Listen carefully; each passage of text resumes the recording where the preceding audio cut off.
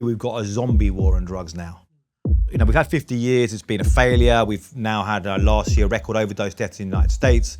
The level of violence in Latin America has been, in the last 20 years, there's been more than 2 million homicides in Latin America.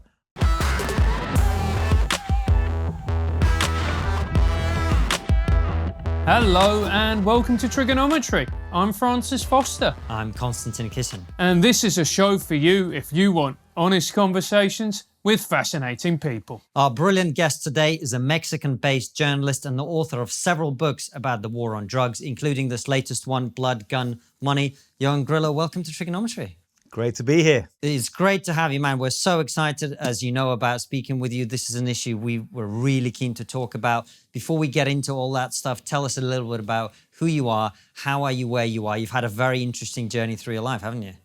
Well, I'm originally from the UK, grew up just near Brighton. Did a bit of a checkered few things I did before I get into journalism. I played in a punk band for a bit around the Brighton area, was involved in pirate radio in London for a bit. And at 27, I went over to Mexico to get into journalism.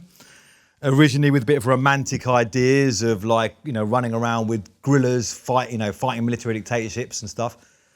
Arrived in Mexico in the year 2000 when things had changed very much, and very early on fell into covering drugs, the issue of drugs. I grew up in the southeast with a lot of drugs around then, a kind of bit of an opioid epidemic back then in the 80s.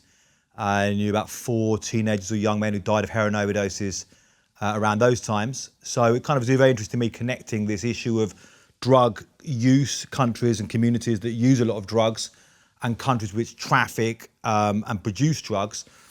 And was just fascinated at the beginning with this kind of glamour and the riddles of the Mexican drug cartels. So I was covering this a lot, and while I was there covering this, it just blew up. Really from 2008, 2006, the government launched a military crackdown on cartels. 2008 was when the violence really exploded, and it became like a weird hybrid armed conflict. I mean, insane things happening. I found myself in situations I couldn't have imagined. I found myself like in a morgue with 49 bodies that had all been decapitated, all had their hands and feet cut off. Found myself just dealing with a really crazy situation in the country, really bleeding, a lot of pain.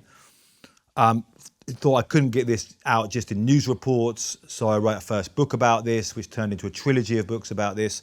Traveled around Latin America, looking at how this was playing out across the continent, Brazil, Venezuela, Colombia, Honduras, Jamaica, up into the US itself, seeing this. And I've been doing that since, really. And I've now got more to doing some sort of TV series as well, but still out here writing away, living as a journalist. It's great to have you on to talk about all this stuff, and there's obviously so much we could talk about, but we always like to start with the very basics for anyone who's coming to this conversation for the first time, might not know much about it. What is the drug war, the war on drugs as we talk? What is it? Yeah, so if you look at drug trafficking in the modern sense, okay, it goes actually all the way back to 1914. You had a thing in the US called the Harrison's Narcotic Tax Act, where they started taxing like some and regulating and prohibiting some opium and cocaine back then in 1914, 1915 it came into effect. Because prior to this, you could just buy it and yeah, it's normal. I mean, there was some like local measures came in. But like very early on then, from like 1915, when it started to really be like more national kind of drug prohibition or kind of regulation, you had a drug trade from Mexico to the United States. So there's a case you can look at going back to 1916 of cases of people trafficking drugs from Mexico to the United States. Initially, it was often Chinese immigrants to Mexico. Obviously, we had the Opium War. Us Brits forced the selling of opium in China. The habits continued. People moved to Mexico, started planting opium in Mexico and trafficking it to Chinese Americans. Some of the very first cases you can see in 1916.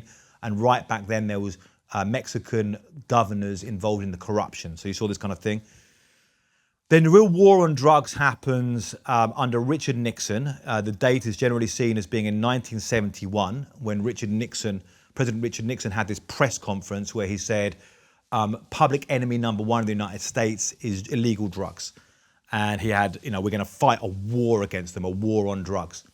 And he talked in very absolutist terms in those days. It was like, we will have an abolition of drugs from American life. Like, there will be no heroin. Middle-class parents, don't worry about your kids taking heroin. It's not going to happen. There will be no heroin available. And that was 1971. Then you saw this escalation. The drug trade in Colombia really kicking off, the violence in Colombia, Escobar, cocaine, and drug habits in the United States really, really increasing, drug consumption. Reagan amped it up. And then you've had this since then. Now, I argue now, that really we've got a zombie war on drugs now, because that, we've had 50 years, it's been a failure. We've now had last year record overdose deaths in the United States. The level of violence in Latin America has been, in the last 20 years, there's been more than 2 million homicides in Latin America, more than 2 million murders. So the level of violence, now a lot of this, when you see it on the ground, is more actually like an armed conflict you're covering. I mean, these are heavily armed groups. Military crackdowns by governments. So you've seen a lot more death there than most of the Middle East. And a large amount is related to cocaine trade. Not obviously not all the murders, but that's a large factor in this violence there. But there isn't really any more the impetus, the kind of real energy of people about, let's try and stop drugs being in people's lives. They kind of accept and live with drugs now.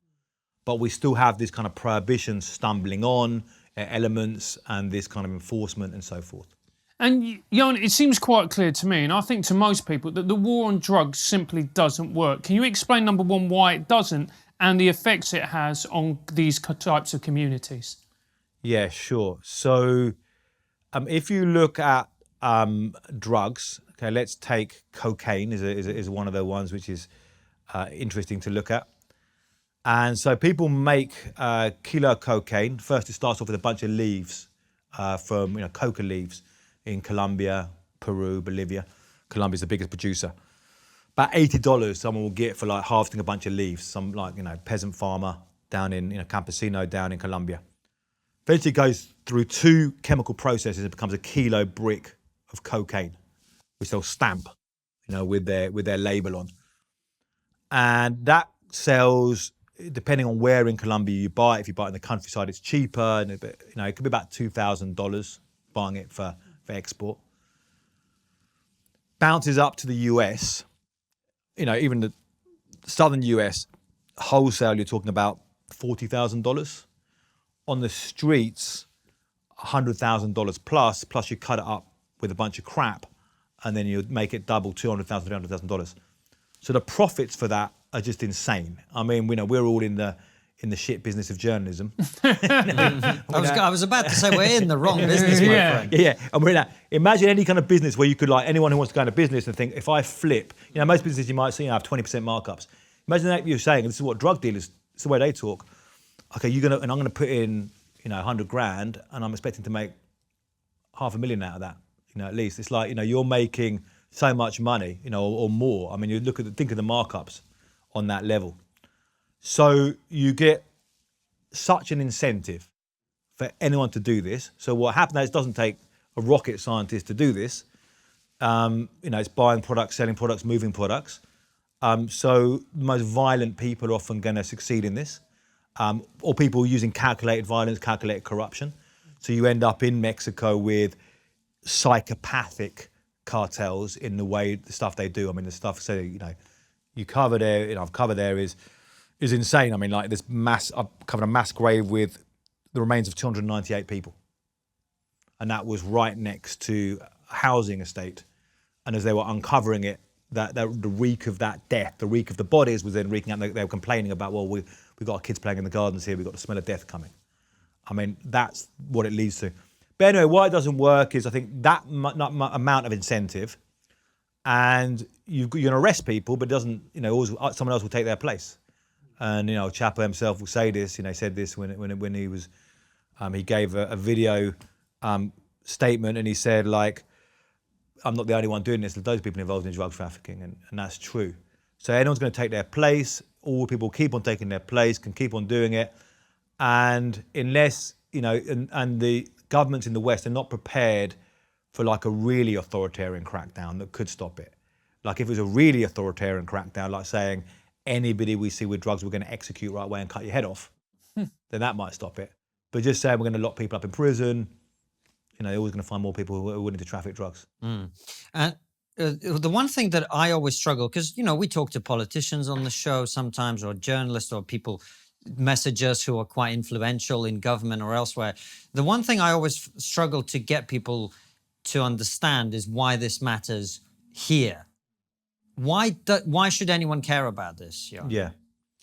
I think two reasons. I mean, the first reason, which might be hard to convince people, but you should care about what you're connected to. One of the things about drugs, and I find fascinating, is somebody could be snorting a line of cocaine in a toilet in London, and that has a journey.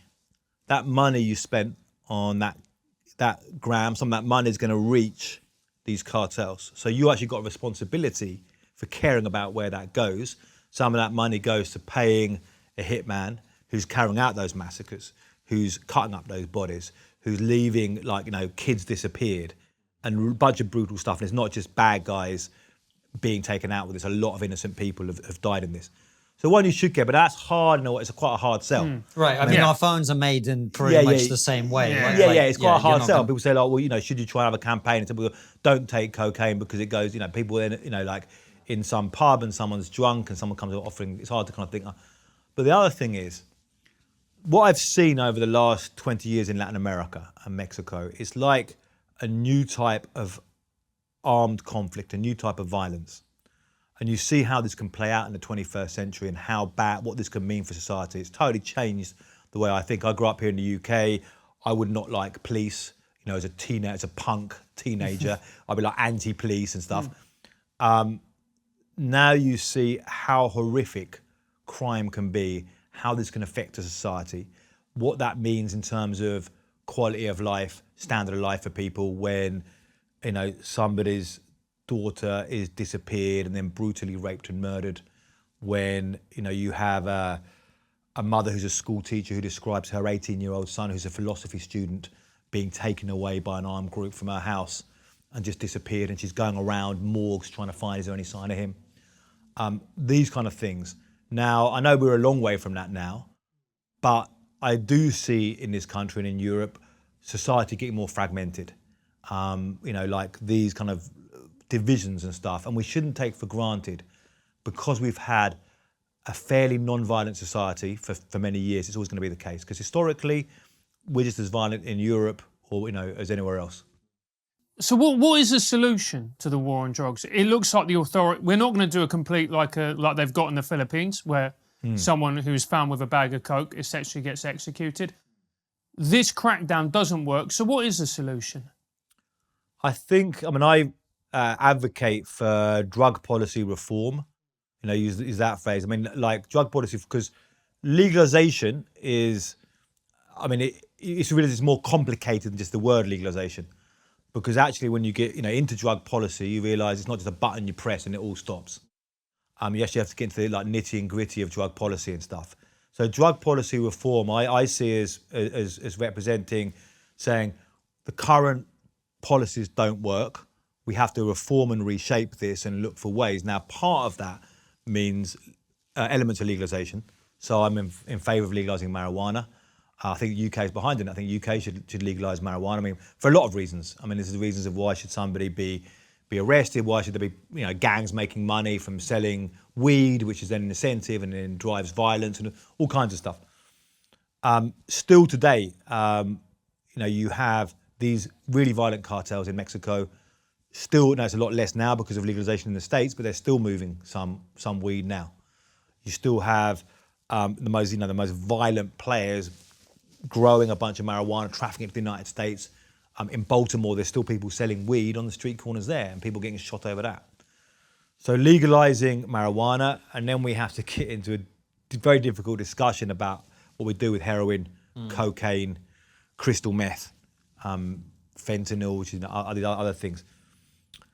It's a difficult discussion. I don't know the answers. One thing I do think we need to look at, we can agree on, is we need to really take rehab very seriously, particularly in the US, but in the UK as well. We have very, say, fragmented societies. I mean, why in the US is there so much drug addiction? Why are people hurting so much? And according to the American Medical Association, only 10% of people addicts who need rehab are getting it. So you've got 90%, you've got a huge amount of work just to try and offer people the help they need. And for every addict you get off heroin, that's a lot of heroin they buy, because addicts are buying a lot all the time. Now, I do realise it gets into difficult things about cocaine, how we try and move on cocaine, on heroin, on crystal meth, but we've got to start having a conversation about this. Yeah, I agree. And it's interesting as well what people assume when you start seeking practical solutions to this, because from my perspective, I've never tried cocaine and I don't want to. I've never done any hard drugs. It's not something that appeals to me because I've got morals, mate. But seriously though, but I also think you need to have a practical approach, right? And whatever we're doing now is just not working. And one of the ways you see that is what's been happening in Mexico, which you've been covering for a long time. I mean, from what I understand, and correct me on this, Mexico is essentially not run it's run by the cartels. Most of the money that's made in Mexico is in some way connected to the drug trade. Is that broadly accurate? That's probably a bit of an overstatement. Yeah. But the situation is horrific, and at a local level, that's true. I'll give you an example. So the cartel, we don't know the exact amount of money. It's very, because it's a black market. Yeah. But the estimates, it could be, say, $30 billion of money from trafficking drugs to the United States. Now, Mexico's actually $1 trillion economy. Mexico's not a poor country. It's a mid-income country with rich people and poor people in the middle. But that 30 billion then is very concentrated in certain communities. So you have certain areas, certain cities, certain neighborhoods, certain villages where drug money is the biggest thing. But then that money helps pollute and corrupt the entire system and a breakdown. And there's a level. One time I was in a town on the border, and the local cartel was unhappy we were there. The word was going to local. They were telling local journalists, we're unhappy about journalists you snooping around being here. So eventually we had a talk with the cartel, with a cartel representative, a cartel guy from there who came to our hotel with AK-47s in the back of his car. First saying, we don't want you filming here, blah, blah. And we eventually talked to him and kind of leveled stuff out and said, you can leave, you'll be fine, don't worry. And he said, if you have any problems with the police, you call me. That shows who runs the local police force. Right. And that's the level of insanity. You literally see cops, seen cops who have, actually carrying cocaine in their car, which they're running for the cartel, who have cartel issued guns. The level, even more so, there was a case in Michoacan of a police officer a few years ago. His nickname was Tyson, after the boxer kind of guy, and he was caught and gave a forced confession for the federal government. But in that confession, he was describing not only working for the cartel, not only murdering people for the cartel, but being a ranking cartel member and training young cartel affiliates how to butcher victims, how to cut off limbs. So that's a level. When you have police forces doing that, imagine what law enforcement's like in those areas, and how bad it is. Now, in terms of, as you get into Mexico, a concept of narco state, or has it become a narco state at that point? And then you've got presidents. Right now, a guy who was the former public security secretary, he was really one of the leading figures in the war on drugs. I'd interviewed him before. Kind of guy with a big kind of square jaw, kind of talked a good game. He's currently in prison in the United States on drug trafficking charges. So that's the level of corruption. Now you say it's a narco state, but then it gets more complicated because at the same time, you say, well, the entire state is just illegitimate now. It's all drug traffickers, but then it gets more complicated because then you have, you still have doctors who are working very, very hard fighting COVID. You still have teachers who are working hard trying to teach kids. You still have people running electricity, collecting rubbish. All of these things the state is doing more functionally. It's not like we're, say, an area where the Islamic State controls, or in Latin America, the Sendero Luminoso, the Shining Path in Peru, where they control the whole area, and they're very interested in changing the way people think and changing, turning them into, into Maoist communists or Islamic State, into like Islamists, extreme Islamists. The drug cartel control an area. They don't really care what the school's doing. What they care about is controlling the police force, controlling the rackets. But they've got the drugs, but they're also into extortion, kidnapping, prostitution, stealing oil, illegal mining, and a whole bunch of other things. So you see a real breakdown, kind of like a warlordism. I think a lot of the world is suffering this kind of challenge to authority as well. Hey Francis, do you want to learn another language? No, mate, I'm English. If foreigners can't understand me, I just shout at them. Think about it, you could learn how to say penalties in Italian. Leave it. But if you do want to learn another language because maybe you want to have new experiences, live in another country, or maybe you just want to open your mind. My mind's open enough. If I open it up any further, my brain's gonna hurt. This is true, but Babbel's 15-minute lessons make it the perfect way to learn a new language on the go. They design their courses with practical, real-world conversations in mind. Sentences you will use in normal, everyday life. Sentences like, Oi, Pedro, dos cervezas, por favor. Thank you, Francis. And Babbel's courses have been proven to be scientific. Scientifically effective across multiple studies. Their 15-minute lessons make it the perfect way to learn a new language on the go. It's available as an app or online, and your progress will be synced across all devices. You can choose from 14 different languages, including Spanish, French, Italian, and German. They've also got their own podcast, so you can brush up on your French and Spanish on the go.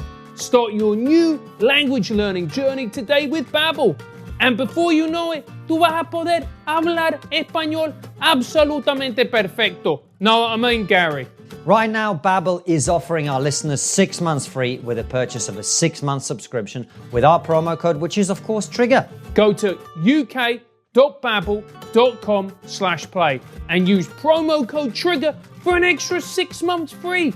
That's uk.babbel.com/play, promo code TRIGGER.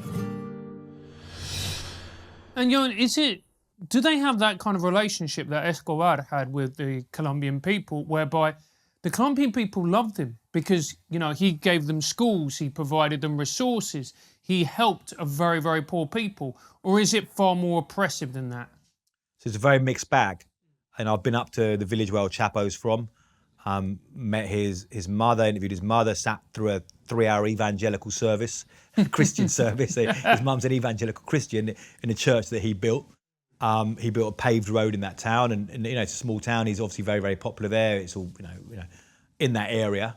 Everyone's into the cartel, and they talk about these communities. They talk about them. They call them valientes or brave ones, and they look up to them. But then also you get a lot of people who see, well, these people are like demons. These people have, there's a big movement in Mexico, particularly of mothers whose children, sons and daughters, have been murdered in violence there, often by cartel, by armed groups, or by the corrupt police working with the cartels, or by the soldiers fighting the cartels, or the Marines. Something that's just like, sort of mayhem out there. And they're like going around trying to find, the bodies of their loved ones. And there's one woman who I interviewed in the state of Veracruz, who was actually helped find that biggest grave I mentioned earlier of 298 bodies. She helped find it looking for her son. After 4 years of looking for her son, she found that mass grave. And after 2 more years, the DNA of one of the bodies was traced to her son. So she had that closure. So you've got this level of mass disappearances. Now it gets complicated because it's mixed with cartels, mixed with the corrupt government. So people are like, what's actually who we fighting with, the cartels or the police? Because they're like conspiring together. But yeah, you've got that kind of mixed thing. But you still have, the people look up to cartels as well. And it's, during the COVID, they were handing out bags of goodies. The beginning of COVID, when all the lockdown happened, they were handing out these plastic bags of goodies, of rice and eggs and good products, and getting their loyalty from people at the same time. And we seem to have seen, particularly in Mexico, an intensification that you referred to since, I think, 2006, was it? Yeah, I think 2006, 2008. Yeah, so there was a real big crackdown under President Calderon. you would have thought the government of a pretty big country with support from the United States at the time as well, cracking down using the military, using the full force of the state to deal with this would have had a positive impact on dealing with it. And yet what we've seen seems to have been the opposite. How's that happened? Sure, I think two big reasons. One is that a lot of the military are corrupt. In fact, one of the cartel was actually a special forces unit, wasn't it? The Zetas. Yeah. And I've interviewed one of the guys who was a military guy and was in that from early on. So yeah, you had these soldiers, like hardcore soldiers, who then flipped to the cartel, and so that's the equivalent of like the SAS. Yeah. Flipping to become a drug trafficking organization. Yeah. Initially, they were the enforcement arm, and then they formed their own cartel. And they really, you could say, they were the ones who militarized the conflict. Right. Because when it, and I was covering this as a young journalist working for the Houston Chronicle in the States, and as this was kind of playing out, and you saw the violence was really upped. It used to be like gang bangers, as they say in the US guys. In fact, it was they'd have some of these American, like Mexican American gangbangers would come over and be hired by the cartels before, guys with shaved heads, tattoos, like pistols, like, shooting and stuff. And then the Zetas were like, no, we're going to do violence a different way. We're like AK-47s, body armor, bulletproof jackets, metal helmets, radios, organizing. So one of these early things I covered, there was a bunch of these gang members were sent to fight them, and they killed them all, piled them up, their bodies up in a house, and put a message saying, send us some more pendejos like these so we can kill them. Pendejos meaning, send us some more idiots like these so we can kill them. But also the military carried on being corrupt. There was, recently a case of a general who was arrested in the United States, flew into the United States, was arrested, charged on drug trafficking. They dropped the charges, sent him back to Mexico. I covered a trial of court-martial of two generals who were convicted on drug trafficking. So there's no, it's not a big secret. The military themselves can be corrupt. They can be very, very violent. But also, if you look at this from a strategic point of view, and I think the government underestimated the threat there was in Mexico in 2006 when it launched the crackdown. It's not like one cartel in Mexico, it's loads of cartels all over the country. So you start sending in the military to one place and fighting a cartel, then it starts kicking off somewhere else. Then the cartels started fighting back. So they're fighting a military, which might be even allied to a different cartel, and they start ambushing soldiers, ambushing police, kidnapping police, leaving the bodies of police, kidnapping Marines.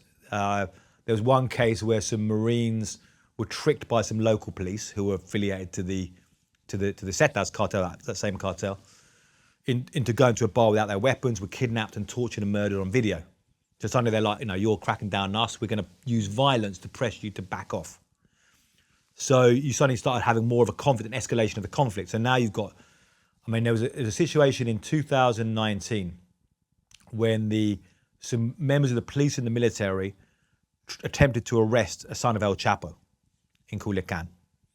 And this is according to a military account of this, 700 to 800 gunmen took to the streets, cartel gunmen. Wow. To put pressure to liberate him against 350 soldiers. They eventually, that day, under orders from the government, and the military themselves felt betrayed, but the government said he'd let him go because people were terrified they were just going to start massacring everyone. They were out on the streets. They were using 50 cals, firing. So again, it looks like an armed conflict. It looks like. So basically, to put that in context, I just like a lot of people in the West, I don't think understand what we're talking about. That's the equivalent of a major drug dealer's son, let's say in London or in Liverpool or in New York or in Baltimore, being arrested. Yeah. Then nearly 1,000 people armed with military-grade weapons are on the streets. And the government is like, oh, you know what? To avoid further violence, we're going to let him go. Yeah, exactly. That's what happened. Exactly what happened. Yeah, very well put.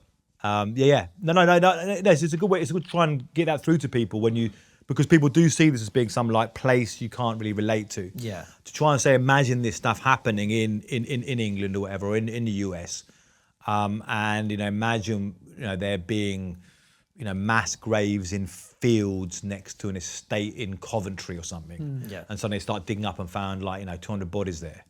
What that means for society when that happens. But isn't there also a fundamental hypocrisy, Ioan, in that we've got America you know, the UK lecturing, you know, about drugs, the evil of drugs.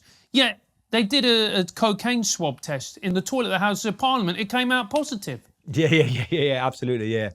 Yeah, I mean, there's complete hypocrisy. That's what we have to talk about this. And so I don't know, you know, can we legalise cocaine? I don't know the solution to that. Often when I do talks about this, I'll ask people, say, who's in favour of legalising marijuana? You know, most places I go, a majority will put their hands up. I say, who's in favour of legalising cocaine? Just to get the reaction from people. And so I don't know totally the answer to this.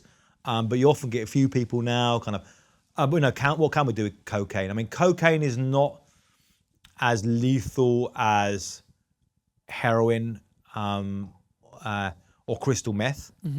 But can you legalise it? Could there be a place, you know, could you go to an off licence and also go and say, I'll have, you know, a six-pack of lager and a couple of grams of, you know, Colombia's finest or not? I don't know. Depends if you're in Liverpool, mate. I don't know. But right now it's happening anyway. So right now the fact is you go to the pub and there's a guy who's selling cocaine. And it's going to shit and it's cut up with crap. Yeah. So you've got more danger as well of people having, you know, like wherever it's going to, you know, stuff they could have put with it. And in Mexico, there's people selling. You know, just in a town we're working, and you know, it was a closing of a political event, in fact, and there was a van on the side, and there was people just serving up cocaine there. I've been in the favelas in Brazil, on a table just selling. You know, oh yeah, what do you want? Cocaine. They got like little bags with the numbers there, cocaine, crack, and the guys are openly there with you know, with guns with rocket launchers on and stuff, with grenade launchers as well, grenade launchers on. So yeah, I mean, it's happening anyway. The drug trade is happening anyway. We're not stopping it. So yeah, we have to try and think about a better way out of this. And this is a question I think many people probably don't understand the answer to, and I to some extent don't. Am I right in thinking that the reason Mexico is such a violent place because of drugs is because it's the trafficking point to the United States, which is the biggest market for illegal drugs in the world? Why are all these drugs made in Latin America? Why are they produced there? Yeah. So yeah, that's exactly right. I mean, the United States is the biggest drug consumption in the world by far. Again, we don't know the real numbers, but there's estimates put out by the RAND Corporation. They have like, they put out, commissioned by the White House. It's called What Americans Spend on Illegal Drugs. It's estimates about $150 billion every year that Americans are spending on illegal drugs. So imagine that. You're next door in Mexico. You're the biggest providers for this. Cocaine has only, so coca is originally from the Andes area. That's traditionally where the plant's from. You still have groups in Colombia, more so in Bolivia, using indigenous communities, using the plants. They just chew it as like we take coffee or something, They right? chew it. There's ceremonies as well. There's ceremonies used with, I went up to see the coca fields in Colombia, in an area there. And I went up with this one indigenous group. And it was interesting because this group had a bunch of ex-FARC. They had various paramilitaries there. And I had this indigenous group who took me up to see it. And they didn't have guns. They had this staff. And their thing was, if they were ever like challenged, they'd like raise this staff and then loads of them come out and like, so it was actually good security. It's kind of like, you know. Sounds like something out of Avatar. Yeah. It's like, but no, but they was talking about, they're actually allowed some of them to grow coca for, you know, even in Colombia. But then, so the plant's originally from there historically, and it hasn't taken up. There was an effort a few years ago to try and produce cocaine in Nigeria, and it didn't really take off. There's been little efforts, even within like there's been little efforts of like Guatemala, Mexico to make cocaine, but really it's the Andes, you know, the climate, the conditions for growing coca leaves. Heroin can be made in a lot of countries, but Mexico's got good conditions and it's right next to the United States, and same with marijuana. And now with the synthetic drugs, so crystal meth, fentanyl. So now they make fentanyl in Mexico, or they're bringing fentanyl and mix it up with heroin. What is fentanyl, by the way, Ioan? Yeah, fentanyl is, so you've got the big class of drugs called opioids or opiates, which are opium-based things, which are like downers. People say they kind of bring you down. Very good painkillers. That's the biggest real addiction problem in the United States, is really these. Opiates are the biggest really for deaths, because the level between what you can take and your body can survive with an overdose is much closer than with cocaine or some other drugs or marijuana. I mean, it's pretty. So it's very easy to OD on it. Very easy to OD on it. And nowadays you've had through the pharmaceutical industry, and you've got a lot of corruption really in the United States of people prescribing opiates. I mean, it's been going on for a long time. I mean, I got friends here in the UK who got addicted to heroin after going into hospital and being given, down as going back to the 80s. But in the US, there was like big pushing from the drug companies to prescribe them, prescribe them opiates, prescribe them, make money out of this, and a lot of people making money, and then people are hooked, and then they're buying it illegally. So then the cartels start also getting these formulas, making it, going to countries, buying precursors, making it themselves. So now there's a big amount of money you can make. You don't need to be in the mountains growing opium leaves or coca leaves. You just got a lab somewhere, bring in some precursors, bribe customs or sneak them through, and this in a lab right by the border or any place, and be making these opiates or crystal meth as well. It seems to me that, drugs are so prevalent in America and the UK. And look, this is me with my tinfoil hat. Please disavow me of this idea. Are there not people really high up who have got their fingers in this pie? Because I just think to myself, it can't be so prevalent and people up top know what's going on or don't know what's going on. Yeah, it's an interesting idea. Sometimes I'll try and write op-eds and try and be end the war on drugs, do this, and just trying to push for real solutions, because I get very frustrated now. I feel like politics is broken, and I feel this is something we can fix. A lot of things we can't fix. We're not going to be able to find common ground on, but this is something we should be able to fix. It's wrong, and can't we find a better way? It's why are they not doing it? So I try and put forward optimistic things, whoever it is, Biden administration, Boris Johnson, anything, just move forward in this policy. And everyone says, then people be like, you're so naive. There's a bunch of people making a big money on this. They want this kind of disorder. I don't know. I mean, my dad used to say, you have conspiracy theory and you have the cock-up theory. And often I will first look at the cock-up theory, often find you, but then also you have the cocked-up conspiracy theory. So you have stuff that can be are there interests there of people? I mean, certainly people, you have got bureaucracies there. So you've got the DEA, a couple of $1 billion budget every year. They've got an incentive to keep that budget, to keep it. They've got asset seizure.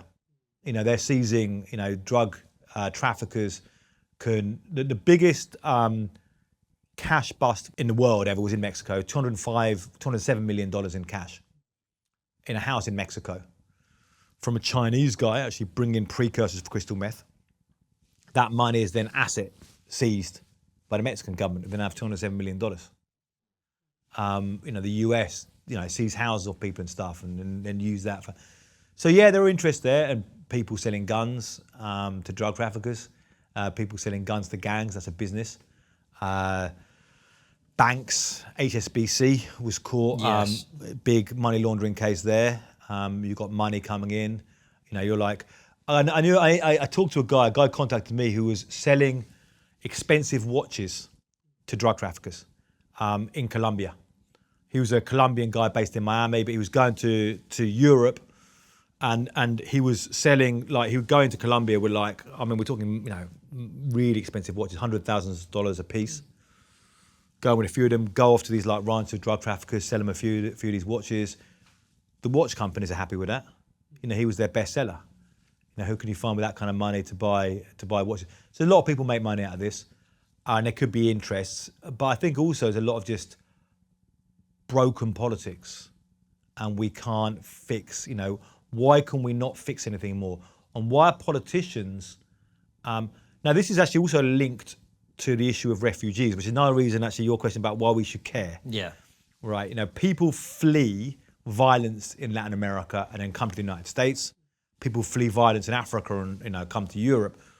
Different sources, different reasons there. But one of the reasons they're driving this. So people arrive, a lot of them have got asylum claims that are very strong, saying, they threaten to kill my entire family. They're working with the police. If I go back, they're going to murder me. That's driving people. And so, you have to care, because if, countries are in chaos, it affects you. But then you get so Alejandro Ocasio-Cortez tweet, America was involved in supporting governments in Latin America, in Central America in the 80s. But how about right now? How about what's happening right now and how you can solve these practical things? But I think a lot of politics is more about like posturing than actually saying any kind of pragmatic solution to these kind of problems. That's what I find really odd about this whole thing, because it's like many of the issues that we talk about, you know us, you watch the show, we speak to people on the right and the left, we try and have that balanced discussion. And the things that you just mentioned, the stuff that people in America, let's say on the right, care about, the border security, what they call. If you've got a continent of people who are being murdered and raped and disappeared and whatever, a lot of them are going to want to leave that and come to the United States. So if you fix this issue, you're going to solve that problem to a very significant extent.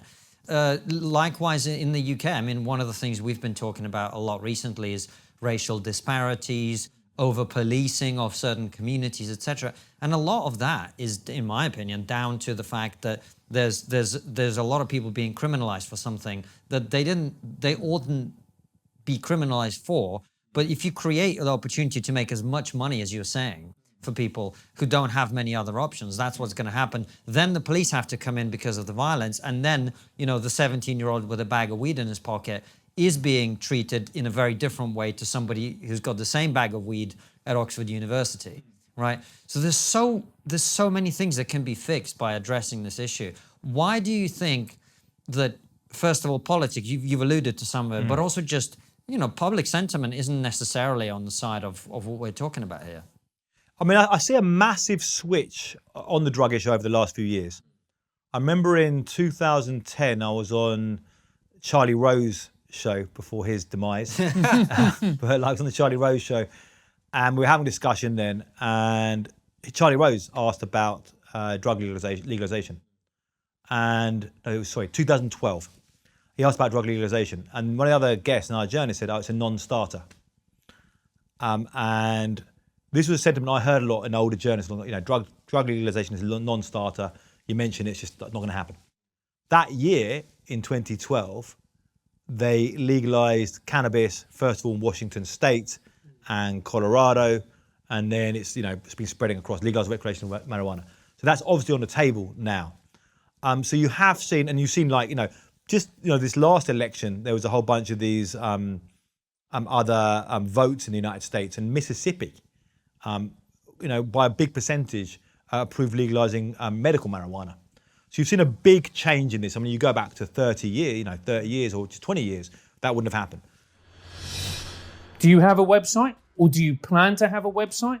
Well, if you do, then EasyDNS are the company for you. EasyDNS is the perfect domain name registrar, provider, and web host for you. They have a track record of standing up for their clients, whether it be cancel culture, deplatform attacks, or overzealous government agencies. He knows a bit about that. So will you in a second. EasyDNS have rock-solid network infrastructure and incredible customer support. They're in your corner no matter what the world throws at you, unless it's your ex-girlfriend, in which case you're on your own. You'd know about that. Move your domains and websites over to EasyDNS right now. All you've got to do is head over to easydns.com/triggered and use our promo code, which is of course triggered as well, and you will get 50% off the initial purchase. Sign up for their newsletter, Access of Easy, that tells you everything you need to know about technology, privacy, and censorship. So there has been a big swing in public opinion on this issue. I'm not sure exactly what the surveys are now in the UK, if how many people will be in favour of legalising marijuana here for a start.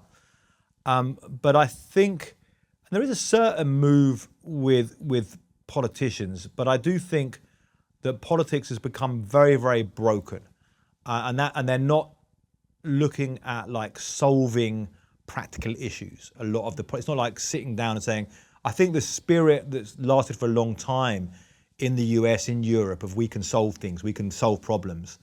We've lost a lot of that, and it's people now just posturing, showing off their own kind of social media followers, attacking the opposition, not really saying how can we actually come together and find a real solution to this problem. Do you not get frustrated about this? I mean, you must be. Surely you're covering this stuff. Just absolute horror Yeah. For what, 2 decades now, Yeah, yeah. or as long as you've been. Yeah. And you're seeing that you're giving people information about what's going on.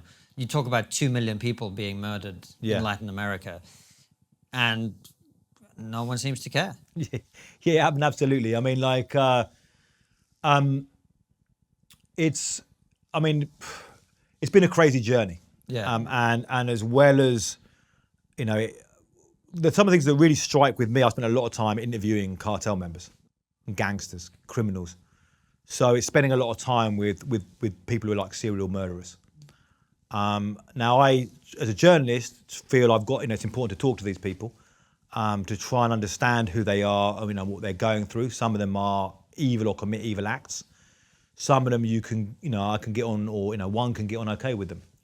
You can find they've got nice sides to them. This one guy, I went out drinking in a nightclub with him. I didn't really know quite how deep he was in beforehand. We did a big bucket of beer, kind of nice, seemed like a nice guy. When we sat down and did an interview with him later, and he was describing butchering an entire family. He was describing decapitating people while they're still alive, which would be in the contracts.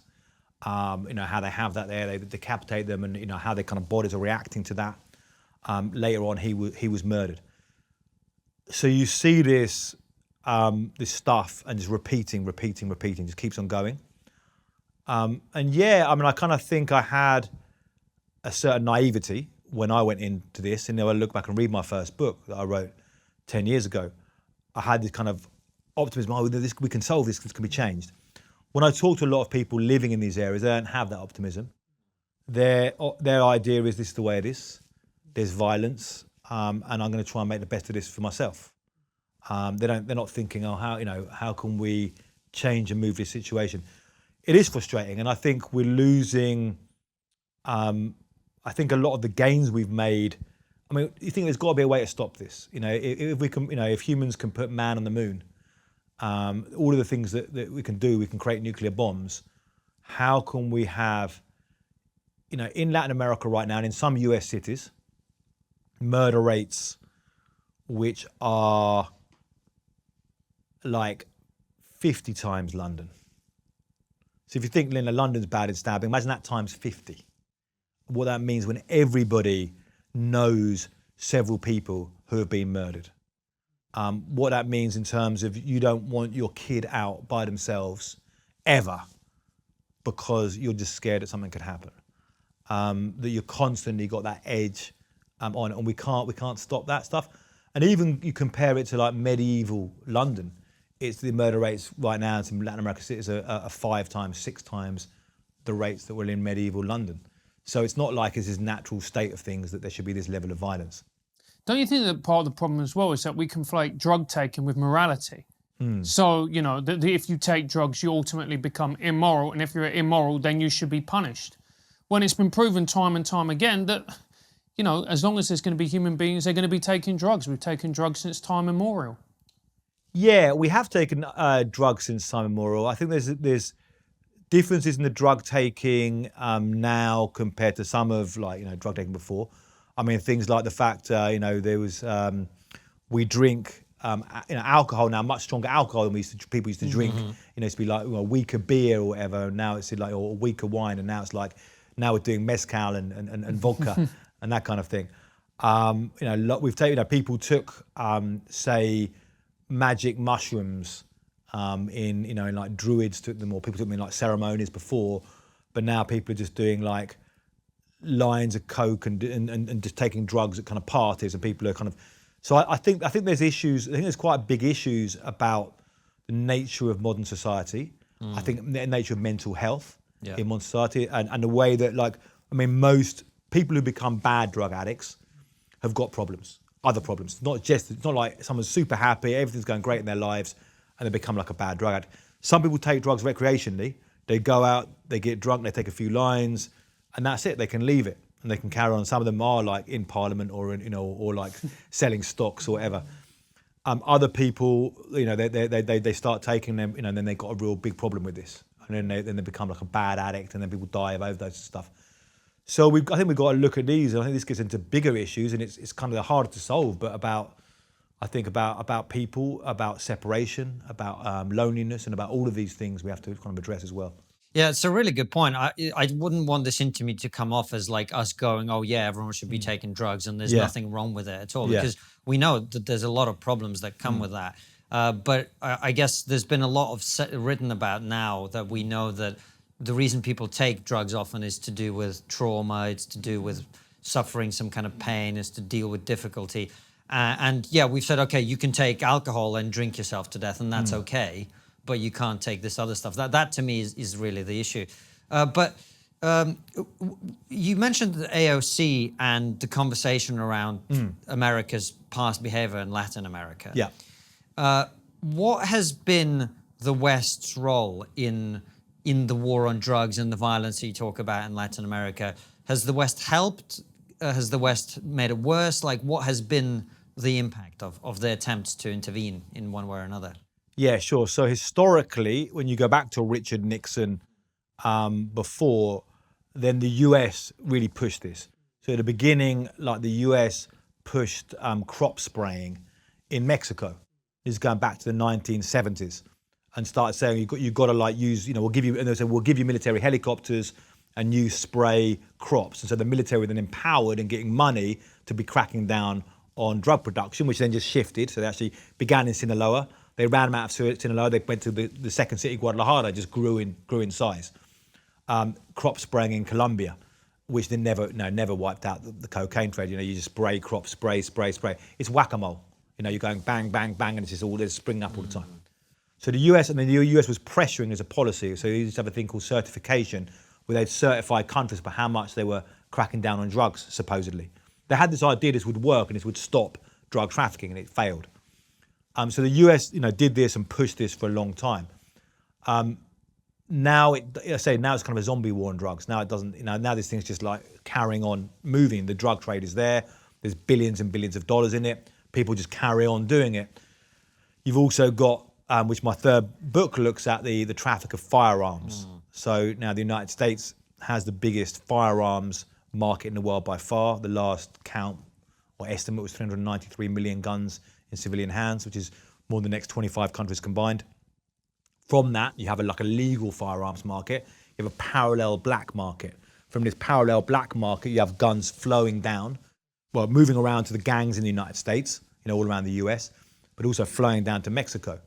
The last 12 years, you've seen more than 160,000 firearms taken from cartels in Mexico and definitively traced to US gun shops and gun stores. The real numbers are believed to be more than 200,000 guns every year going down there. So this is trafficking, historic case of trafficking to a heavy armed conflict, which again is why I think, are Americans and some of these politicians, do they not know about that? Some of these politicians who are talking in Congress, they not know about these things, or are they not interested in real solutions to this stuff right now? Well, there was a scandal, wasn't there? It was Operation Fast and Furious? Yeah, exactly. So tell everybody a little bit about what happened there. Yeah, so Fast and Furious was an operation by the American gun police called the Bureau of Alcohol, Tobacco, Firearms and Explosives. In 2009, 2010 it blew open, and 2011 it really came out to the public.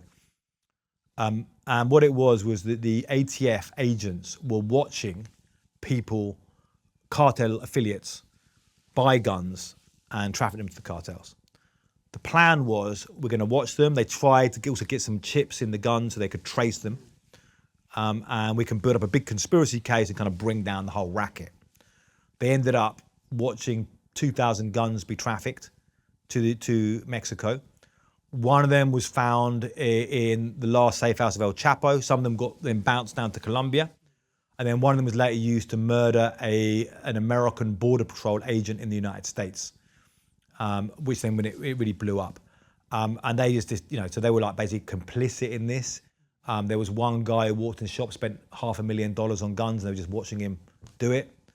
There was, it was a kind of crazy scheme. Now this cut, the politics of this cuts different ways, and I'm trying to bring this, left wing, right wing, whatever. I think on the drugs issue, a lot of left and right can really come together on this issue. I think on the actual issue of guns themselves, it's more divisive in the United States. Yeah. But this issue actually was owned by conservatives because it happened under Obama. under Attorney General Eric Holder. And so it became like, this is what the Obama administration has done, and a kind of conspiracy, they want to do this to kind of take away our guns. In Mexico, it was more of a conspiracy of saying, well, look, the US wants us to be violent. They're like deliberately, they're involved in trafficking the guns to us. They're watching this happen. So yeah, it cuts, all kinds of ways. Well, the thing is, you don't have to be anti-gun to be anti-trafficking guns to Mexican drug lords. You can be pro-gun as well, but also want them to be legally controlled and none of this to happen, right? Yeah, exactly. And I interviewed one confidential informant who was a gun seller, and he was that. He was a gun seller, and he was saying, I don't want these guns going to cartels. And he was actually ended up, being, with a hidden recorder, taping conversations with cartel affiliates. And then at the end, he was like, none of this came to anything. I was just doing this, and none of this came to anything. And he was making money. I mean, he was making money, both getting paid by the government to be a confidential informant and making money from the gun sales. Just sounds like a broken system, man. Yeah. And you say we've got a zombie war on drugs. It's a broken system. Isn't it because we've kind of admitted that there is no solution to this problem, really? Yeah, I mean, like I said, politics is broken, and we've got to try and bring the conversation on. Now, I think a lot of people now, probably most of you, as I'd imagine, would be in favour of legalising marijuana as a guess. When you get to cocaine, some people get or someone's suffering, or people seeing like in the US now, they've got loads of homeless people on the streets who are taking drugs. So you think, well, decriminalisation isn't working there because we're just allowing them to be doing, just sitting there taking drugs on the streets. What are we going to do about them? These people need help, a lot of them. But also, I think, you've got another discussion about law enforcement. So I think on the one side, I think we need drug policy reform. On the other side, we do need to take law enforcement very seriously in terms of stopping antisocial crime. And antisocial crime, I mean, in Latin America, I mean, violently antisocial, disappearances, rapes, and there's a very aggressive feminist movement in Mexico and Latin America. But there they've got these grievances of horrific, every day you see a woman's being raped and murdered and their body left. I interviewed one woman this is going down to Central America, and she was gang raped by the members of the MS-13 gang. And it was kind of used as a weapon of conflict, of violence against people. So these kind of antisocial crimes and violence in poor communities are the ones that suffer most from this everywhere. We need to take this stuff very, very seriously and say, how do we have law enforcement for that? At the same time as saying, actually on drug issue itself, we need to rethink this, and just locking everyone up for this, or just allowing a legal black market in drugs, which generates money, which gives an incentive for people to have guns and fight over this. This is not working. Do you think part of the solution could be, though, Ioan, is that, look, all our governments have spent a phenomenal amount of money on COVID, and they're looking around, they think, right, we need to regenerate it. We need to regenerate. We need to think of ways to make more money. Let's be fair. If you want to monetize something, marijuana is the best way to do it, isn't it? Yeah, absolutely. And you've seen big incomes, being generated in cities that have legalized marijuana. And a lot of people in that business. And if it did happen in the UK, I'm sure, you get some of the same old, networks soon jumping into that, and Weatherspoons. Yeah, Weatherspoons, or the friends of Boris Johnson, or whatever, in business, who jumping into it'd be a big thing to invest in if it's only started opening marijuana dispensaries around the UK. Sure, there's a lot of money in this. Absolutely. I mean, if you've got an industry that's, again, these numbers are pure estimates or guesstimates, but there was a UN thing talking about $300 billion globally. And that's $300 billion, governments can tax or whatever. No, not all of it. So there's some drugs maybe we can. I don't know if heroin, you can ever allow people to go to the shop and buy heroin. But the thing is, this conversation doesn't need to be had in this way, does it? Because when we talk about decriminalizing things, let's say, we're not saying you can go into a pharmacy and buy a kilo of heroin. What we're saying is, if you are a user of heroin, instead of putting you in prison, we we make sure you get the treatment that you need, which is rehab, which is psychological help to deal with your underlying issues. I don't think anyone's advocating that these really, really damaging drugs like cocaine, heroin, etc., should just be freely available just to whoever wants them. I think there's got to be some nuance in the conversation. I think marijuana is something you could probably legalize, but other drugs maybe just decriminalize. They've done that in Portugal, I think in Switzerland to some extent with heroin as well. There's places in the world that have found a way of doing this. It doesn't have to be like free-for-all, Well, yeah, but that still leaves a problem though, because when you, if you decriminalise heroin, so we decriminalise heroin in the UK, and let's say people spend just out, like whatever, £1 billion on heroin. So they're no longer going to arrest people who are who are just having this, being caught with a bit because they're heroin users, but it's still going to be a black market illegal trade providing them. Yeah. So you still then got the gangs, moving the heroin and making money from it and having the violence, and you've still got the cartels or whatever. Here a lot of heroin comes from, say, Turkey. But I think in Switzerland, organised crime. what they do though is they give them the heroin. Yeah. So that's another step. So that's another thing we could look at, where you have government programs and you have things like methadone as well. There's also other like substitutes. Yeah. So we're like expanding those kind of programs. Now again, it's still difficult when you get into this, because you have, you might have somebody who's like gets some, scripts, from the government, Right. And then sells those. And I used to remember, back when I was, in the 80s, early 90s, I remember people doing that, like get scripts for pills, call them like jellies or something like pills, and then so they're like reselling them on the street and stuff. So it's difficult as well. But I think some of these we have to, have to look at this stuff. We have to try and find ways. I think one way to see this, and a lot of problems, is rather than these absolutist things of saying, which Richard Nixon, when he began the war on drugs, said, we will banish heroin from American life. We're not going to get rid of it completely, but we've got to reduce the harm, reduce the damage. So if the illegal drug money right now is, worth $150 billion in the United States, if you can reduce that by half, then that's $75 billion less going to organised crime. If you can reduce it by 2/3. So if you can try and see a reduction in this and reduce the number of people dying of overdoses, rather than saying we're going to get rid of this problem completely. Ioan, we've got a few minutes left. So obviously, whenever you talk about this issue, it's not a positive conversation, just given the nature of what we're talking about here, right? But do you think there's any reason to be positive? Any reason for optimism around this issue? Do you think there's any light at the end of the tunnel here, or do you think this is just an issue that's not going to get better in the foreseeable? I try and be optimistic and not really pessimistic about stuff. I don't like the idea of pessimistic views on the world and stuff. And there are a lot of things driving the particular violence in Mexico. So it's not, the drugs are, in a way, you could talk about Mexico as being, rather than the Mexican war on drugs, the Mexican drug war, which is a war being partly financed by drugs. They're financing an armed conflict. And maybe it's going to last, a few years more and finally kind of calm down.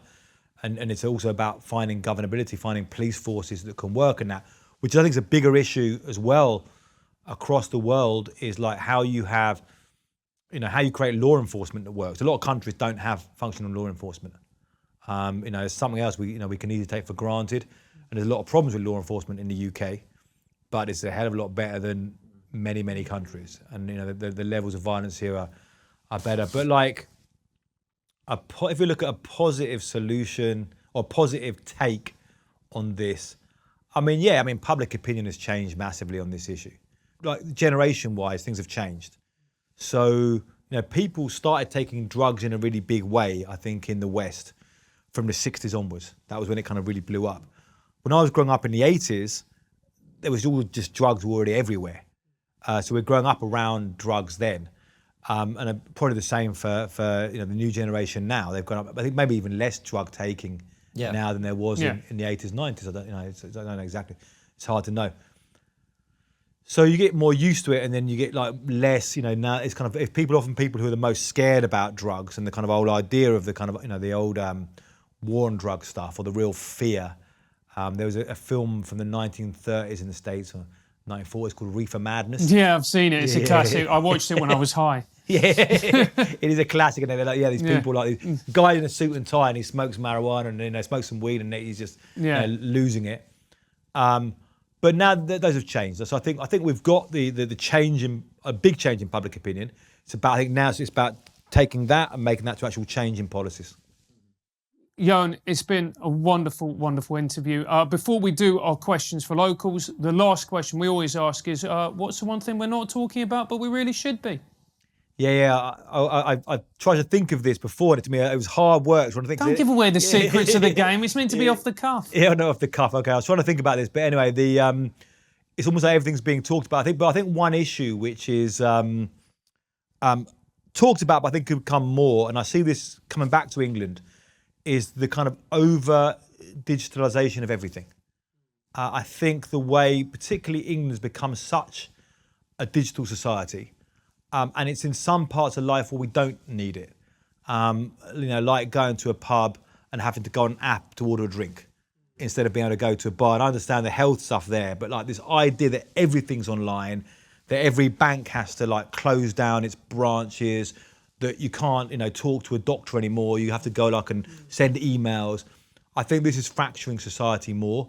I think one of the big challenges now is, it's also for all of us, how we try and get a balance between digital life and, and real life and really seeing people and stuff. And I think that's one of the things we need to talk about more.